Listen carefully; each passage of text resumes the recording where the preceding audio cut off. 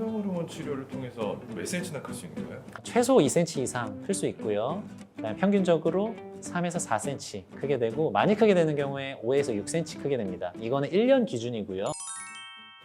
안녕하세요. 모던랩 이철입니다. 오늘은 저번 시간에 이어서 소아과 전문의 강영구 원장님을 모시고 소아과 전반에 대해서 얘기해 보는 시간 갖겠습니다. 오늘은 그 중에서도 성장 호르몬 주사 치료에 대해서 알아보겠습니다. 원장님, 부모님들 네. 정말 키에 대해서 관심 많으신데 네. 성조숙증 그리고 성장 호르몬 주사 치료에 대한 관심이 늘고 있어요. 네.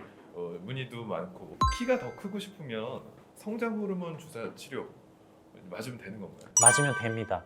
당연히 맞아야 되고요. 제가 전 영상에서도 말씀드렸듯이 유일하게 성장이랑 연관되어 있는 걸로 밝혀진 게 성장 호르몬 치료예요. 그러니까 성장 호르몬 치료를 하면 키가 큰다라는 성립은 되는 거고요. 하지만 이 성장 호르몬 치료라는 게 반드시 써야 될 때가 있고 쓰지 말아야 될 때가 있습니다. 이제 써야 되는 경우에 있어서는 이제 보험이 되는 경우를 말씀드리는 건데요.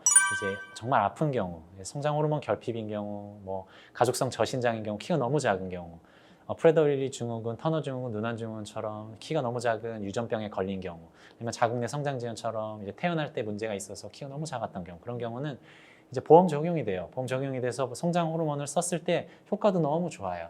네, 그런 경우에는 이제 성장 호르몬을 써서 키를 키울 수 있습니다. 근데 보통 저희 병원이나 이제 성장 클리닉에 문의를 많이 주시는 경우는 키를 조금이라도 좀 더 키우는 미용 목적의 성장 호르몬 사용을 문의하시는 경우가 많은데요. 이런 경우는 보통 비보험으로 사용하게 되고, 우리 아이가 30kg인 경우에는 보통 비용이 한 달에 50에서 60만 원 정도 비보험으로 나가게 되고, 50kg인 경우에는 80에서 100만 원 정도 나가게 돼요. 약간만. 그렇다는 얘기는 진료비, 검사비까지 포함했을 때는 성장 클리닉에 와서 성장 주사를 1년 동안 맞는다. 1,000만 원 이상이 든다는 거예요. 굉장히 신중하게 접근하셔야 되고, 이게 효과가 있을지 없을지도 모르는데 막 이런 생각이 이제 드실 거예요. 성장 호르몬 자체의 효과는 증명돼 있어요. 부작용도 적고 컨트롤할 수 있다고 이제 안정성이 보장이 돼 있고요. 성장 호르몬을 미용 목적으로 맞으려고 하시는 분들은 이런 비용을 감수하고서라도 맞기를 원하시는 분들이기 때문에 저희 병원에 내원하시면 자세히 안내 도와드리겠습니다. 건강보험이 적용되는 성장 호르몬 주사 치료가 있다고 말씀하셨잖아요. 네. 근데 그걸 로컬 병원에서도 건강보험이 다 적용이 되는 건가요? 되죠. 원리적으로 봤을 때는 성장 호르몬 치료가 보험이 되려면은 그 성장 호르몬 결핍이 되는 거를 증명해야 되거든요. 맞습니다. 그 증명하려는 검사를 하려면은 사실 대학병원에서밖에 할 수 없어요. 그래서 사실은 보험에 관련된 치료는 저희 병원에서 잘 하지 않고요. 보통은 미용적인 목적의 비보험 치료에 성장 호르몬 클리닉이 지금 저희는 하고 있습니다. 성장 호르몬 주사 모두에게 효과가 다 있는 건가요? 아니면 일부만 효과가 있는 건가요? 이게 굉장히 중요한 내용인데, 성장 호르몬을 맞았을 때 효과가 있는 분들이 있고 없는 분들이 있어요. 이거는 이제 과학적으로 논문으로 나와 있는 건데 제가 하나하나씩 설명해 드릴게요.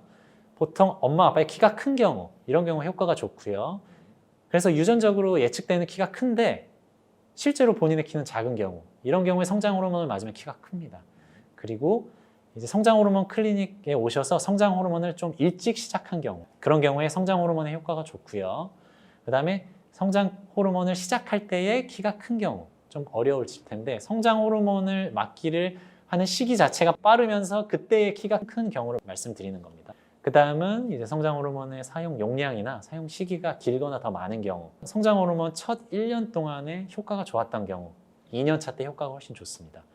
그리고 급성장 시기라고 있어요. 급성장 시기가 시작할 때의 키가 큰 경우, 이런 경우에 성장 호르몬의 효과가 좋습니다. 제가 지금까지 말씀드린 경우는 성장 호르몬을 투입했을 때 효과가 너무 좋은 경우예요.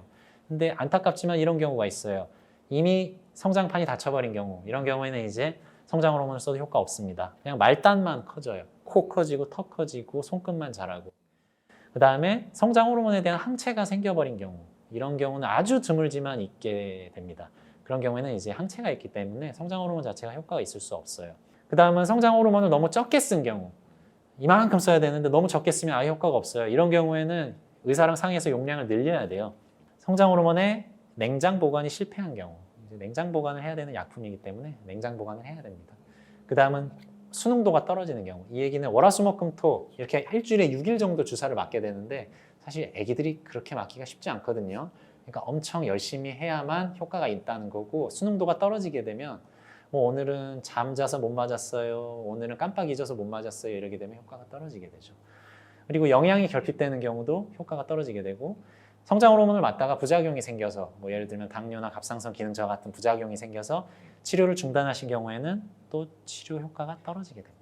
그러면 이 성장 호르몬 치료를 통해서 뭐 단도직입적으로 말씀드리면 몇 센치나 클 수 있는 거예요? 몇 센치나 클 수 있냐? 이건 워낙 베리에이션이 크고 그래서 단도직입적으로 말씀드릴 수 없어요. 근데 제 경험상 말씀드리겠습니다.